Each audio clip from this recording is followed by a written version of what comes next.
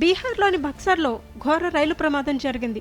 ఢిల్లీ నుంచి ఇస్లాంపూర్ వెళ్తున్న మగధ్ ఎక్స్ప్రెస్ రైలు ప్రమాదానికి గురైంది. రఘునాథ్పూర్, తుడిగంజ్ స్టేషన్ల మధ్య అకస్మాత్తుగా కప్లింగ్ తెగిపోవడంతో రైలు 2 భాగాలుగా విడిపోయింది.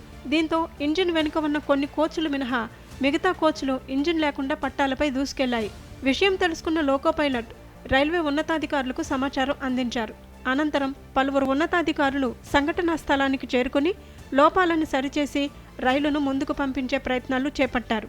ఈ ప్రమాదంలో ఎలాంటి ప్రాణ, ఆస్తి నష్టం జరిగినట్లు సమాచారం లేదు.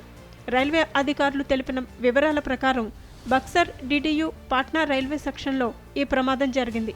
ఆ సమయంలో down Magadh express Raghunathpur station నుంచి తుడిగంజ్ వైపు వెళ్తుండగా ఈ ప్రమాదం జరిగిందని తెలిసింది. కాగా ప్రమాదం తర్వాత బోగీలు ట్రాక్పై కొంత దూరం పరిగెత్తిన తర్వాత సురక్షితంగా ఆగిపోవడంతో అంతా ఊపిరి పీల్చుకున్నారు. ఈ ప్రమాదంలో ఎలాంటి అవాంఛనీయ సంఘటనలు చోటు చేసుకోలేదని రైల్వే మంత్రిత్వ శాఖ తెలిపింది. రైల్వే ఉన్నతాధికారులు అక్కడికి చేరుకుని కప్లింగ్ మరమ్మతు పనులను చేపట్టారు. మరోవైపు ఈ ఘటనపై సమాచారం అందుకున్న రైల్వే మంత్రిత్వ శాఖ ఈ ప్రమాదంపై విచారణ చేపట్టాలని డివిజనల్ రైల్వే సూపరింటెండెంట్ను ఆదేశించింది.